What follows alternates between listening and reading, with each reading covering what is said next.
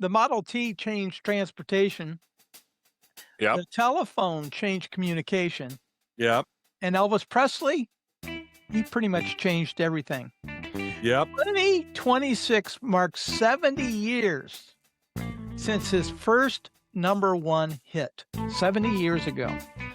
So in this episode, we're going to share the King's 18 #1 hits. Now, I'm going to be looking for 5 from the 50s because half of his #1s were in the 50s and half were in the 60s and later. So we're going to look for 5 of each using Cashbox #1 hits for this. Yeah. Because Billboard didn't launch really, Hot 100 didn't launch till in the year of 1958. All right. Hound Dog, I think, was the first #1 song for Elvis, if I'm not mistaken. It is on the list. I show it as the second. It's Now or Never. It's now or never, ever, ever. It is never. That is from 1960. Very good. So you've got one of each. Heartbreak Hotel, and Yep. then Jailhouse Rock. And Jailhouse Rock. Yep. You've got 3 out of 5 for that era. Okay, and 6 overall. Yep. Or excuse me, 4 Five. overall. 1, 2, 3, 4 overall. Right. You got 3 from the 50s, 1 from the 60s. See, the problem is when you get into the 60s, you're dealing with his movie songs. Can't Help Falling in Love. Not on this list. Wow. Blue Hawaii, that was huge. If you go back to Hound Dog, the B-side also became a #1. Don't Be Cruel. Don't Be Cruel. Very good. Yeah. You've got a good number here in the 50s already. He had one that was from his first film. The film was originally called The Reno Brothers, but they changed it to match the title of the song. Oh, man. How do you like your beef when you cook it? Do you like it tough or do you like it? Let Me Tender. Oh, I didn't do. The one thing I'll say is I was listening to because we run this on WTRS radio. I was listening to it Sunday, and I think the thing that people miss is if you listen to it as a podcast, you don't watch it. You don't get to see my facial expressions because I'm usually given one of those.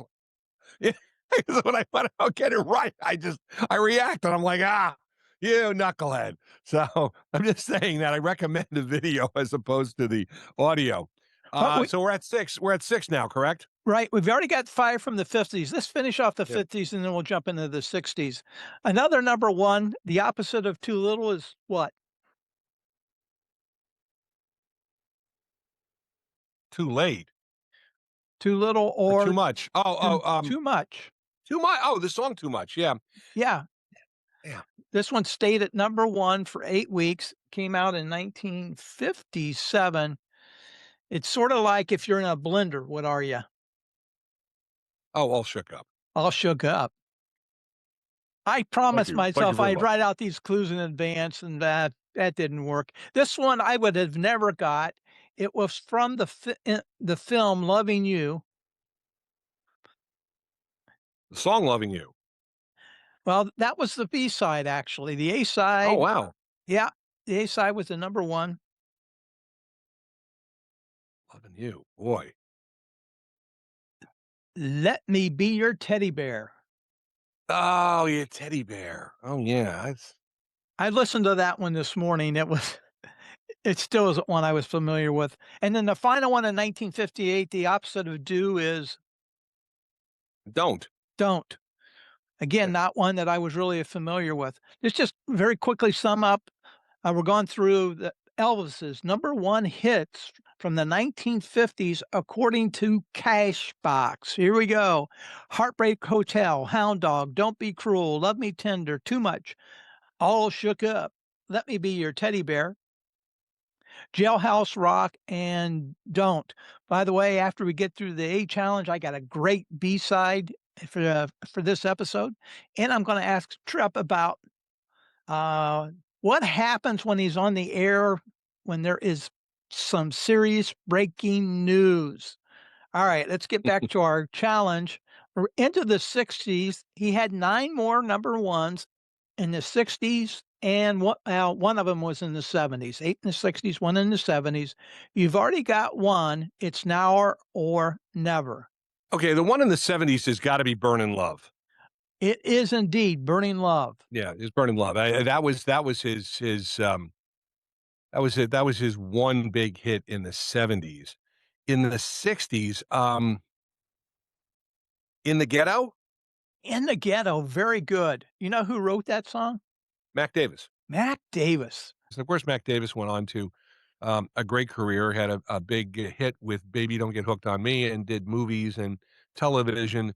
And he also did the song "Rock and Roll." I gave you the best years of my life, which is a great song. All right, Yeah, we're in the '60s. In the '60s with Elvis. we got 2, Again, 3. this was okay, That and we need how many? we need 2 more.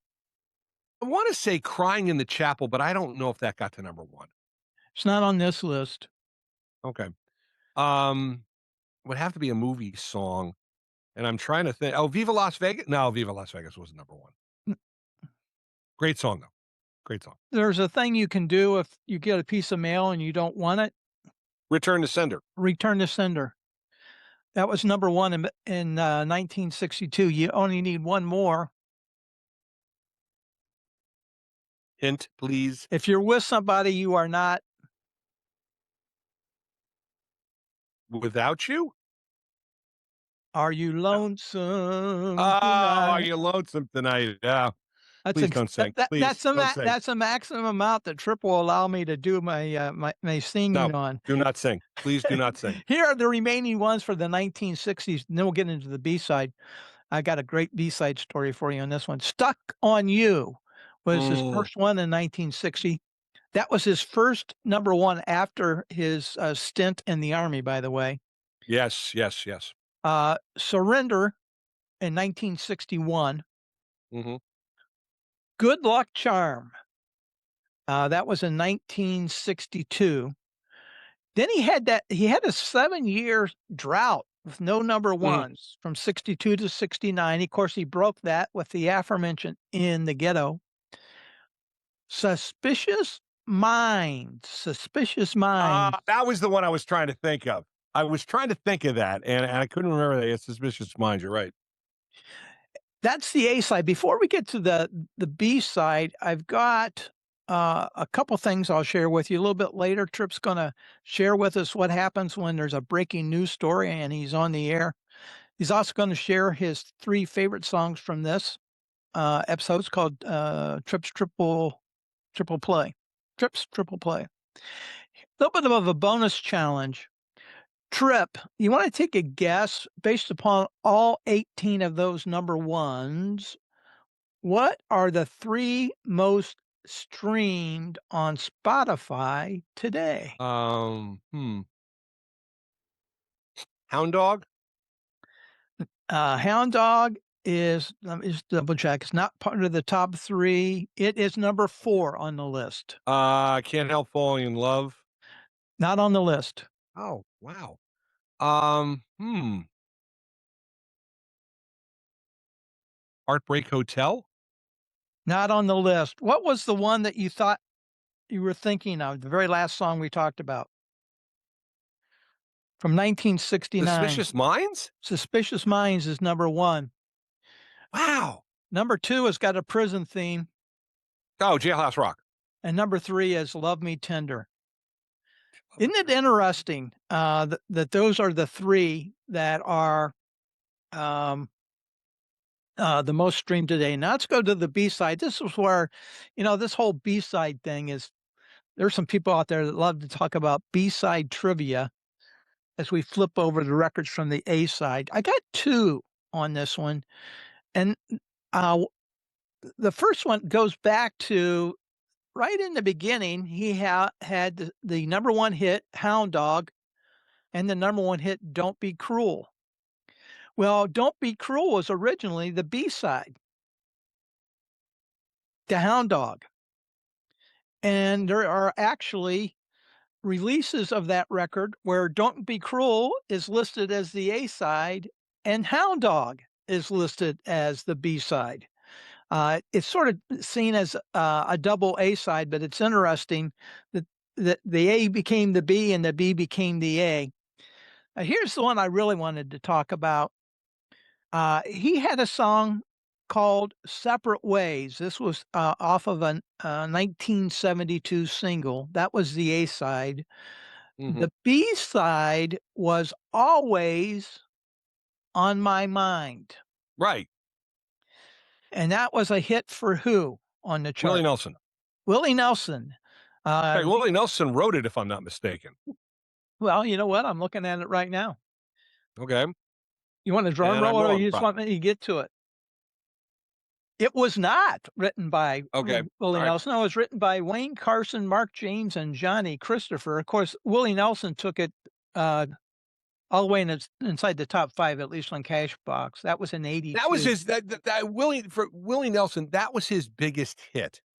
That was his biggest hit, and this was back in the '80s, and he had been around for a long time, and of course, you talk about Willie Nelson, who started as a songwriter, and he wrote one of the biggest songs of all time, "Crazy," for Patsy Cline back in the 1960s. And Willie Nelson had this straight lace, then, of course, in the '70s, he adapted the long hair, and, Willie Nelson became Willie Nelson the Outlaw. So there Yeah, you go. yeah, yeah. Along with Waylon Jennings, they pretty much spearheaded that whole outlaw country movement. The song also was a top 10 hit for another group in 1987. Oh, it's the Pet Shop Boys. Very good. The Pet Shop Boys. Oh, yeah. Excellent, excellent. Let's go. That's our B side for this episode. Let's go into the insider. And by the way, after the insider, I'm going to share what I learned as a result of our conversation and in preparation of this episode. Trip, you've been on the air for a long period of time.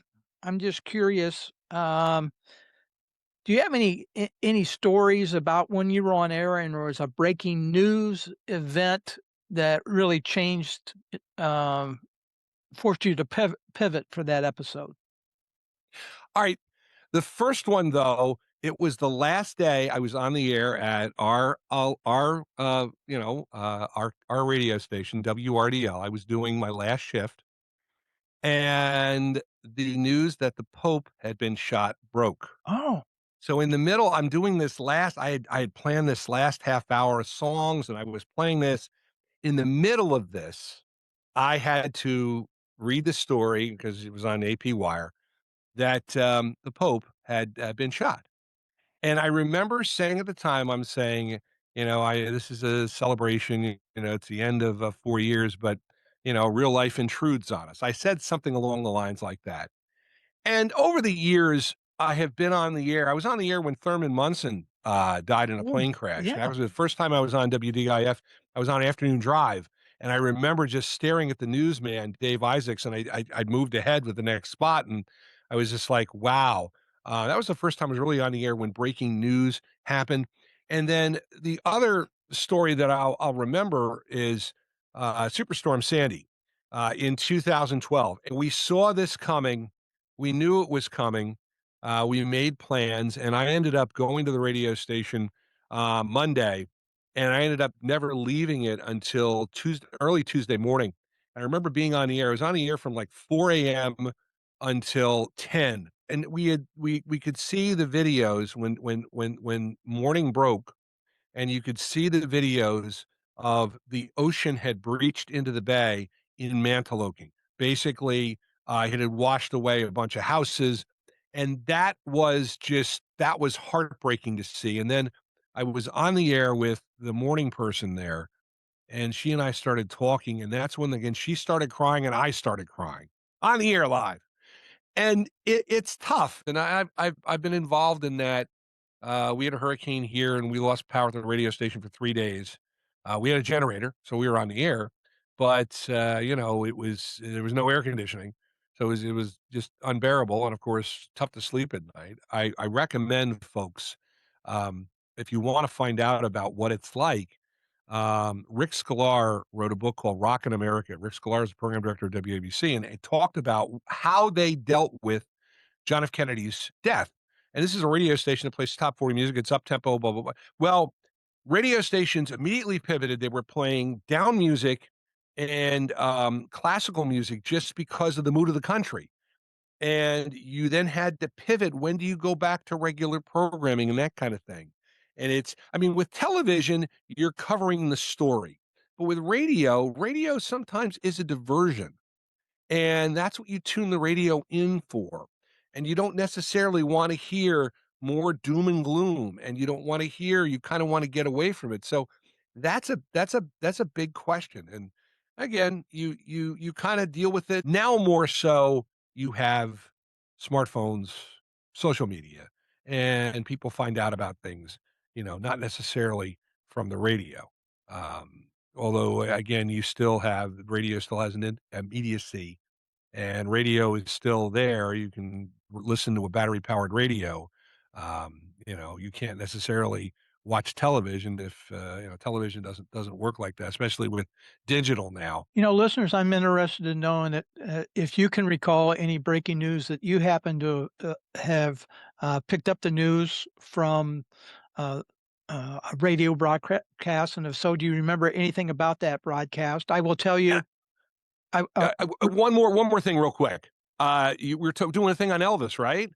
Yeah. I found out Elvis passed away. I was listening to WABC in New York. I was in the car with my mother, and I remember I was on Passaic Avenue. We were going to the ShopRite, and that's where I heard Elvis had died on August 16th, 1977. Again, vividly in my mind. And the second thing I'll say is the Challenger disaster. I was on the Route 10 in New Jersey, Route 10 Ledgewood Circle. I had just left the video store. I'm there, and I hear the Challenger had blown up. So those are two things I'll throw in there real quick too. The only thing, the most recent example I can recall breaking news off of radio was when Michael Jackson died. I happened to be listening to a talk show, and they completely changed the format of that show as that news broke. That's the only one that I can recall.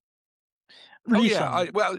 Oh yeah, and the thing about, I hate to say this, but Michael Jackson's death also kind of highlighted how radio had changed, because a lot of radio stations were voice tracked, and none of them had the breaking news that Michael Jackson had passed away. I mean, it broke around 5 o'clock Eastern, and a lot of these radio stations, they weren't talking about it. I mean, the ones who did were the ones who, of course, immediately pivoted and started throwing Michael Jackson stuff on. But I mean, I made the joke at the time, a lot of the radio stations, Michael Jackson was alive until the next morning, and they didn't, you didn't know that. And unfortunately, that kind of points up social media. Social media was the way that you really, that was where you saw the big pivot, and you started to see how information was being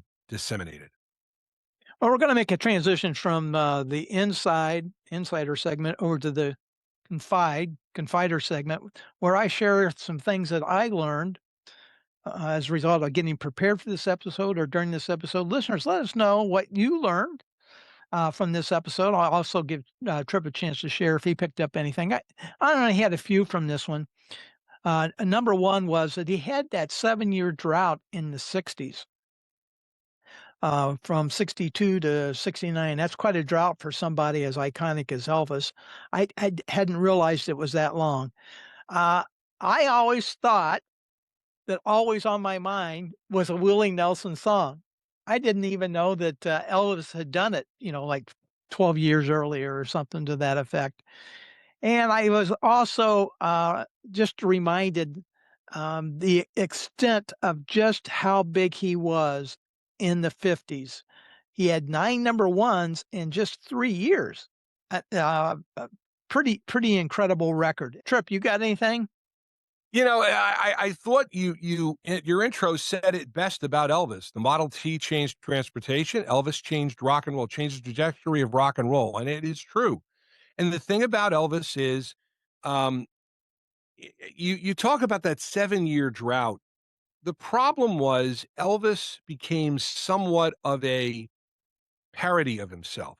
See, Elvis was the kid who was well groomed and kind of, he was first, I thought he was everything that was bad about rock and roll, but Elvis, with his movies became this clean cut guy. The problem is the Elvis movies really became it's the same thing over and over again. He got tired of making movies.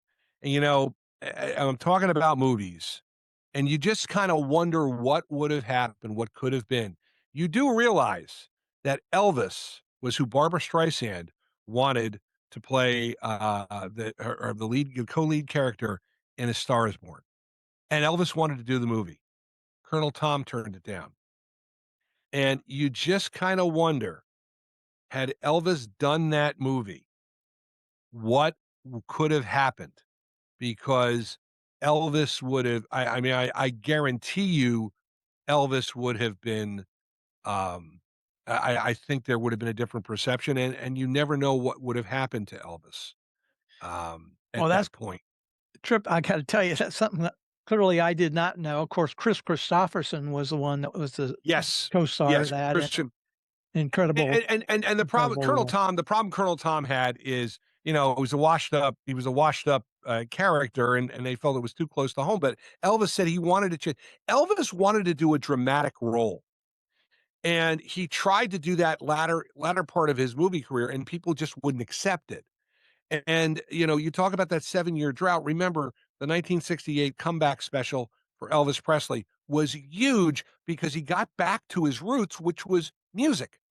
And that was when everything started to happen again, for Elvis in 68, 69. I'm going to bring something up. I don't want to spend a lot of time on. I'm just curious what your reaction is. It probably is not even going to make the cut, but I just did an episode, Unfiltered number 4, and I talk about patriotic songs. And one of the songs that uh, is on my playlist is the Battle Hymn of the Republic. And of course, Elvis did the American trilogy Yes. that Yes. nobody even knows about anymore because the first song is Dixie, right? Yeah. Oh, yeah. Oh, yeah. What what American are American Trilogy go ahead. American Trilogy was something he did in concert. And Yes. Yes. it actually, the recording of it is live in concert. He would do this, and it would bring down the house, and it was great. And you're right about that, but American Trilogy, if I recall off the top of my head, is on my patriotic playlist for WTRSradio.com. So we do play that. Yeah. You're right about Dixie though, but but again, it's Elvis Presley. It's kind of like when certain people do certain things, there's a red flag raised. It's Elvis Presley. Well, it was Elvis Presley. You're not raising a red flag on Elvis. The song was written by somebody from Ohio during the Civil War, number I won't 1. hold that against the song. Yeah, I know, and number 2, Elvis, that concert was like 71 or 72, and Yeah, Elvis was from Tennessee. Anyway, yeah. I just was curious what you thought about that. All right, it's time for Trip's triple play for this episode. Trip got 18 great songs to choose from. Which one would you like to have included in your 3 best for this episode? All right, so you're saying I have to include the Nope, ones that were number ones, or nope, can I include Elvis songs? any Elvis Okay, song. okay. Well, first of all, this is one that was his last. I'm going to do two from the 1970s. Number one, Moody Blue, which is one of my favorite Elvis songs. And it actually was played in New York on WNBC. WNBC never played it. And it got into the 20s. And I love that song, Moody Blue. And I play it on WTRSradio.com.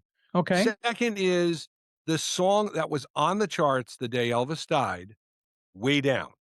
And that's another great song. Again, he had some songs in the 1970s that were really, really good. And then I'll roll back to Elvis's number ones, and I will hit one. Um, it was adapted from an Italian folk song It's Now or Never. I always love the intro, ooh, ooh, ooh. There you go. So I'll throw that in there. Well, I'm going to throw two out. I'm going to pick one from the number ones, and I'm going to leverage off of you going off the number ones. Uh, Suspicious Minds. It's one that just hits a little bit too close to home on some relationships that I had. But there was a Yep. song that was on American Idol that I fell in love with. I did not know it was an Elvis song. It is If I Can Dream, and I'm shooting Oh, from yeah. memory now. I think it was Brooke White was the artist on American Idol. The name of the song is If I Can Dream. Well, there you have It it. was from and Phil, it Go was ahead. from remember I said, "Crying in the Chapel"?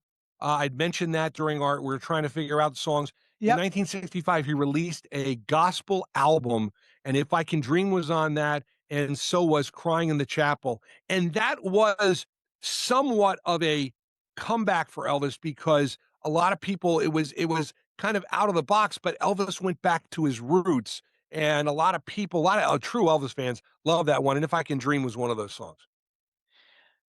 You can listen to Trip weekday afternoons on Q 105.3 in Savannah, Georgia. It's WRHQ.com. And also on the internet radio station, WTRSradio.com, on the Tune In radio app. The Music Yearbook, great show. It's on Facebook and vinyl, 91.9 WBNJ in Barnegat, New Jersey, and 107.5 WRUU in Savannah, Georgia.